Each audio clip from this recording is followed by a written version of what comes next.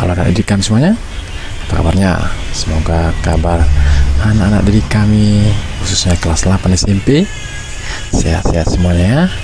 Kali ini Bapak akan menyampaikan contoh-contoh soal penilaian akhir semester, khususnya di semester 2 ini ya. Pelajaran PPKN kelas 8 SMP. Saya akan mulai aja langsung ya, perhatikan anak-anak didik kami ya. Ya, contoh soalnya ujian semester genap. Kita lihat soal nomor 1. Yang menyebabkan negara-negara di Eropa melakukan ekspedisi untuk mencari sumber-sumber ekonomi baru ke seluruh dunia pada abad ke-15 adalah A. Mencari daerah baru untuk dikuasai, B. Rusaknya ekonomi Eropa akibat peperangan, C. Melakukan perdagangan dengan belahan dunia yang lain, D. Menyebarkan agama. Jawabannya adalah yang B. Rusaknya ekonomi Eropa akibat peperangan. Itu dia jawabannya anak-anak. Kita lanjut soal nomor 2. Di berbagai daerah, VOC melakukan tindakan dengan melaksanakan politik divide et impera. Pengertian politik divide et impera yaitu A. Politik balas budi, B. Politik tebang pilih, C. Politik etis, D. Politik adu domba.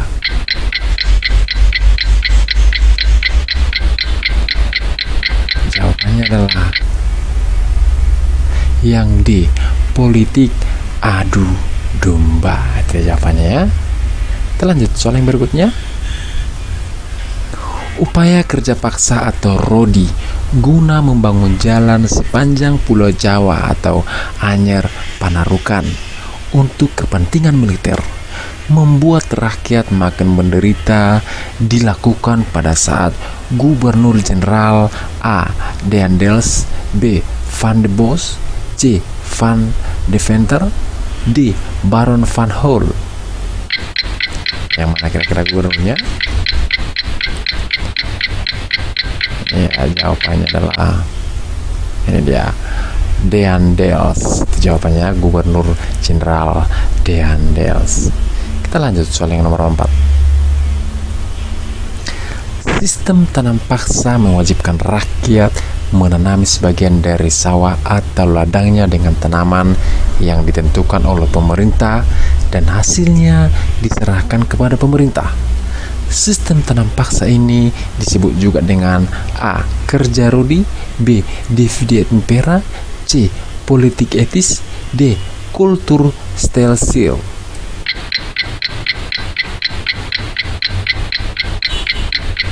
Jawabannya adalah D. Kultur stelsel ya, yang D jawabannya. Kita lanjut soal nomor berikutnya. Penderitaan bangsa Indonesia menumbuhkan benih perlawanan di berbagai daerah. Perjuangan melawan penjajah dipimpin ulama atau kaum bangsawan. Salah satu pahlawan yang bernama Sultan Hasanuddin berasal dari A. Maluku, B. Goa, C. Sulawesi Selatan, D. Lombok. Jawabannya adalah C. Sulawesi Selatan. Itu dia jawabannya ya. Kita lanjut soal yang berikutnya. Budi Utomo merupakan organisasi pertama di Indonesia yang perjuangannya lebih bersifat nasionalis dibandingkan organisasi-organisasi perjuangan sebelumnya yang lebih bersifat kedaerahan. Pada tanggal berapa Budi Utomo itu didirikan? A. 20 Mei 1908, B. 20 Mei 1928, C. 2 Mei 1928, D. 2 Mei 1908.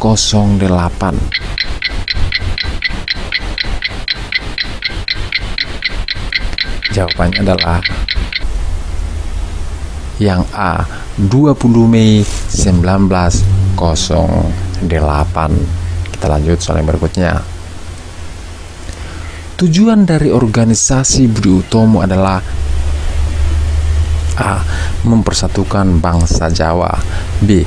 Mempertinggi derajat bangsa Indonesia. C. Membebaskan Indonesia dari kemiskinan. D.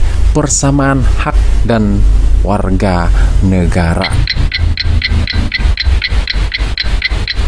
Jawabannya adalah yang B. Mempertinggi derajat bangsa Indonesia. Soal yang berikutnya.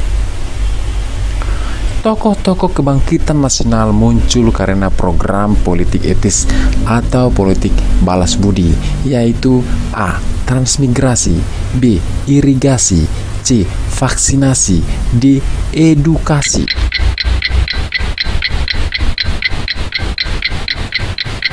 Jawabannya adalah edukasi. Itu jawabannya ya, yang D. Kita lanjut soal berikutnya, soal nomor 9. Yang merupakan organisasi pertama di Indonesia yang bersifat nasional berbentuk modern, yaitu organisasi dengan pengurus yang tetap. Ada anggota, tujuan, dan program kerja adalah Budi Utomo yang didirikan oleh A. Dr. Sutomo, B. Himpunan Mahasiswa Stovia, C. Van Deventer, D. Tirto Adi Surjo.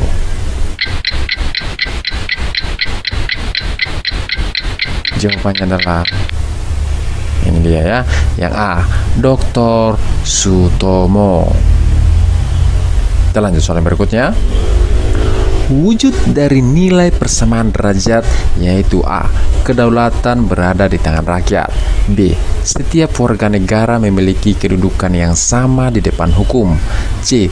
Tidak memaksakan suatu agama atau kepercayaan kepada orang lain. B. Sarana dan prasarana yang mampu mendorong masyarakat untuk kreatif dan produktif. Jawabannya adalah yang B. Setiap warga negara memiliki kedudukan yang sama di depan hukum. Itu ya jawabannya ya, yang B. Kita lanjut soal yang berikutnya. Yang bukan merupakan faktor pembentuk keunggulan bangsa Indonesia adalah A. Sumber daya manusia, B. Sumber daya alam, C. Pendapatan nasional, D. Kebudayaan.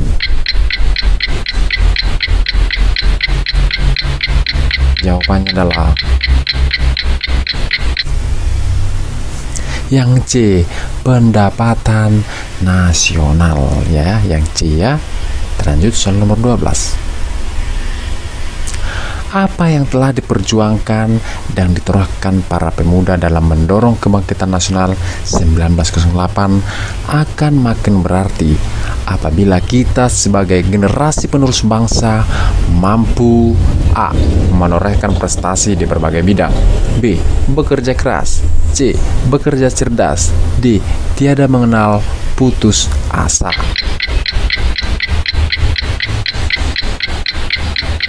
Jawabannya adalah yang A. Menorehkan prestasi di berbagai bidang. Itu dia jawabannya ya. Kita lanjut soal berikutnya.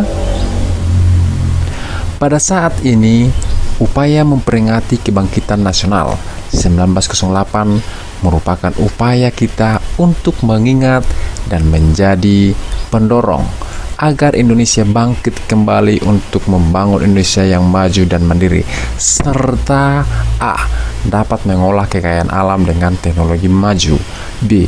dapat berdiri sejajar dengan bangsa lain, C. dapat menjadi negara yang kompetitif, D. dapat melawan ketidakadilan dunia.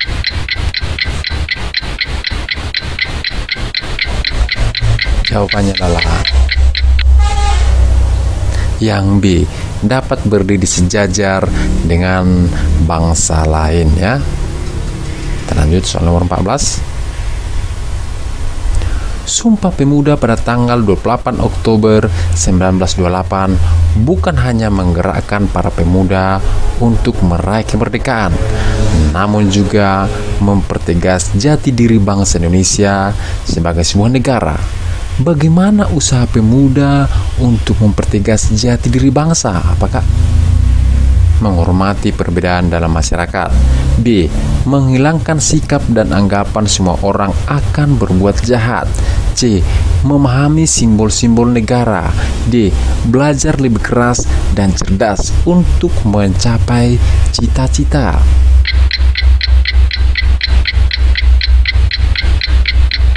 Jawabannya adalah yang D.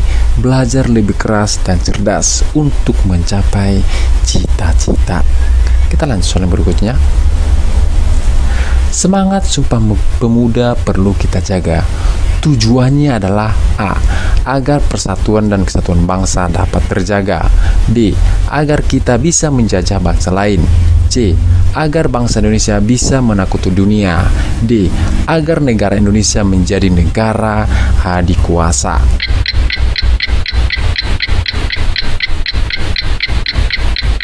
Jawabannya adalah A. Agar persatuan dan kesatuan bangsa dapat terjaga. Kita lanjut soal berikutnya.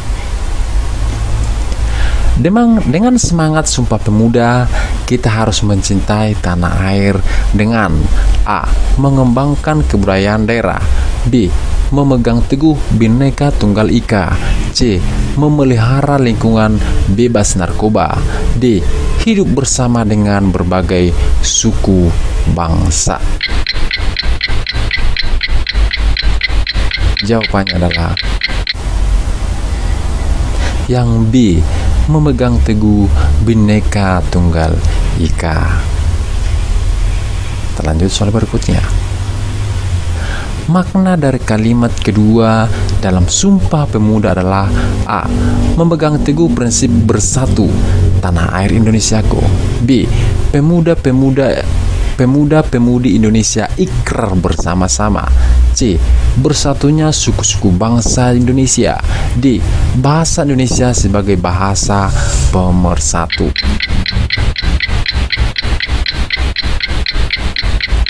Jawabannya adalah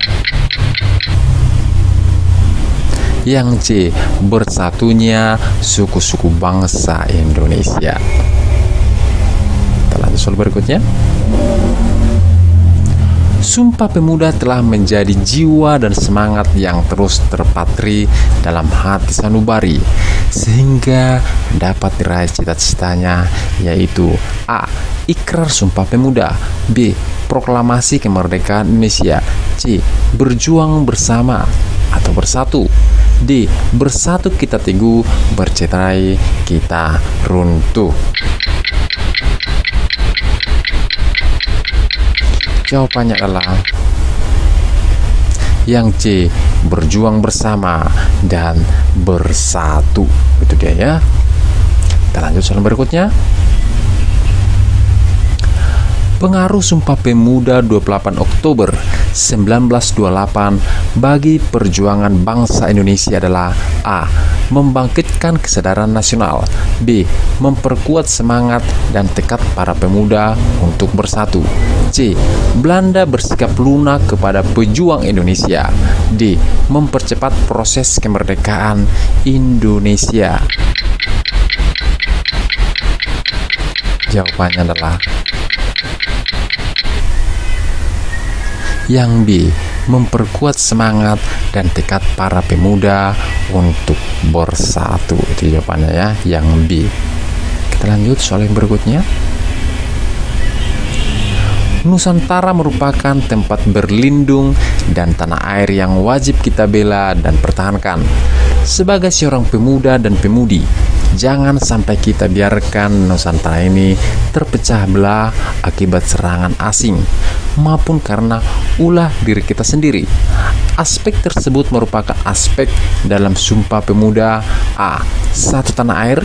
B. Satu nusa. C. Satu bahasa. D. Satu bangsa.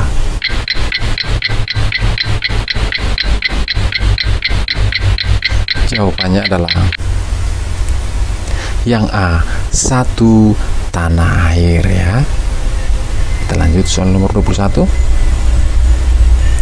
Jelaskan perbedaan perjuangan sebelum tahun 1908. perjuangan sesudah tahun 1908. Ayo, kira-kira apa penjelasannya, Nana? Jelaskan perbedaan perjuangan sebelum dan sesudah tahun 1908. Gimana? Ya, jawabannya adalah ini dia jawabannya. Pada masa sebelum kebangkitan nasional pada tahun 1908, perjuangan bangsa Indonesia masih bersifat terpecah belah, menonjolkan sifat kedaerahan dan tanpa adanya semangat persatuan. Namun, seiring dengan masa kebangkitan nasional, maka perjuangan berubah menjadi melalui cara politis dengan adanya semangat persatuan dan kesatuan yang didorong oleh perkembangannya nasionalisme Indonesia. Dia penjelasannya, penjelasan sebelum tahun 1908 dan sesudah tahun 1908 ya. Itu dia perbedaan perjuangannya ya, Nana ya. Kita lanjut lagi.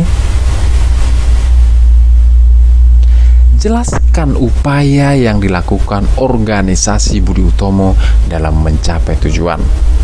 Ya, kira-kira apa yang dilakukan organisasi Budi Utomo dalam mencapai tujuan? Jawabannya adalah ini dia. Upaya yang dilakukan organisasi Budi Utomo dalam rangka mewujudkan tujuannya adalah yang pertama, membuka keanggotaan bagi kalangan biasa atau non-priai. Nomor 2, membentuk dana pelajar atau studies fund untuk para pelajar Indonesia.